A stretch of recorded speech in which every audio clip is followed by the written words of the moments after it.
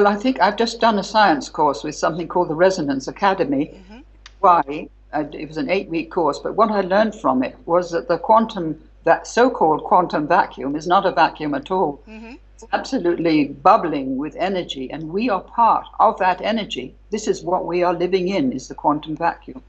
And that quantum vacuum, or plenum, connects all of us with each other and with the life of the planet and with the great galaxies of space. There's no separation between all these different elements. And this was so exciting to me because here I have the actual scientific proof of what I said in my book. In my book, I call it Cosmic Soul. Yeah. I still call it Cosmic Soul. But now I have the science which shows what the Cosmic Soul is and how it connects everything. And if there's any physicists listening, this takes it beyond the standard model of physics which we have at the moment. It takes it into a totally new understanding of why we are connected with each other. And I think that's tremendously exciting. Mm-hmm. And I'm so pleased because this is what I wrote in my book, in my chapter on science, but I didn't have the actual scientific proof to hand. And now I've done the course, I can understand, even though I can't understand algebra. But I do understand, I understand geometry, and the whole thing is based on the tetrahedron and that particular geometry. Fascinating. Yeah, it is. Yeah, I really was impressed by reading Dream of the Cosmos about your view on the 3 patriarchal religions and why we need to change it. Well, one of the 2 great mythologies that have governed Western civilization, one is the myth of the battle between good and evil. Yeah. Now, this is both a very helpful myth and a dangerous myth. Because helpful, because it gives us the idea that we need to move further, grow more, understand more, but dangerous in the sense that we project evil onto other people when we don't realize how responsible we are for producing the evil. Take the situation in the Middle East. I won't go into that because it's not part of the interview. But this is there in the patriarchal traditions, this battle against good against evil.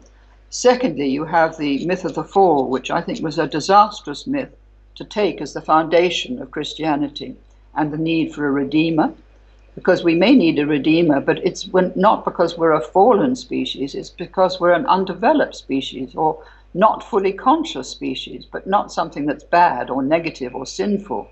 This is a terrible idea that corrupted Europe, really, from about 400 AD until practically the present day.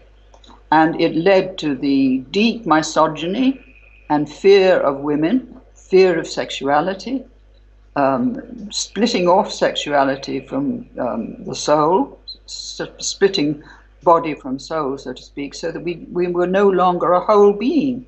Our body was something negative, dirty, frightening, dangerous.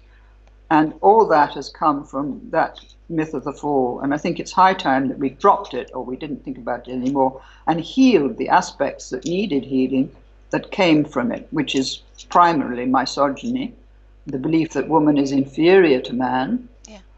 This comes, but also in Islam, a most terrible belief that women is actually a subspecies, if you like.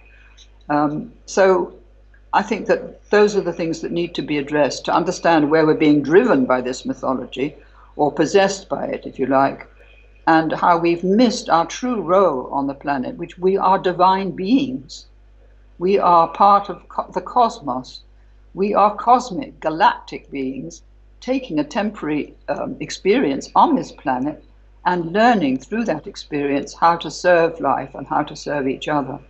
But we're certainly not a fallen species. We are unconscious, yes, we need more consciousness, but in no sense are we bad, sinful, doing wrong, etc. Most of the wrongdoing comes from ignorance and also from suffering and trauma in childhood. And I won't go into that now, but this is one of the major causes of what we call sin, is trauma inflicted in childhood and beliefs about ourselves which are totally false. Mm-hmm. Okay.